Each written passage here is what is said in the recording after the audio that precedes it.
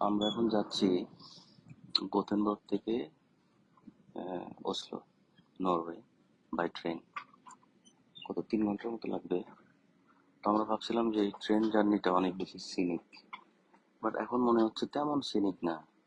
কিছু জমি জমা চাষবাস হচ্ছে, আর এরকম পাইন বন টাইপের। আর তেমন কিছু কান্ট্রি সাইড যে খুব সুন্দর এমন কিছু দেখা যাচ্ছে না। তারপরেও দেখে মনে হচ্ছে বেশ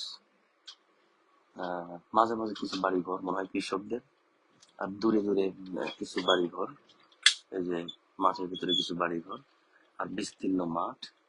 আর এই পাশ দিয়ে অ- অনেক পরে পরে হয়তো ছোট ছোট টাউন, এই যেমন একটা ছোট্ট গ্রাম, এরকম ছোট্ট গ্রাম।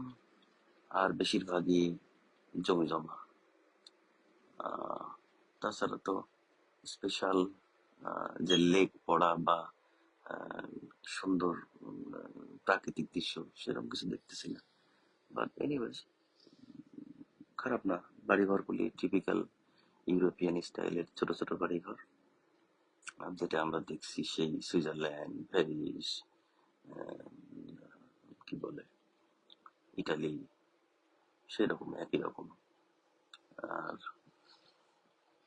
বরফ, উম, মানে বরফ গলে গেছে, মাস দুয়েক হলো, কাজে গাছগুলি তো নতুন ভাবে পাতা এখনো ওঠেনি।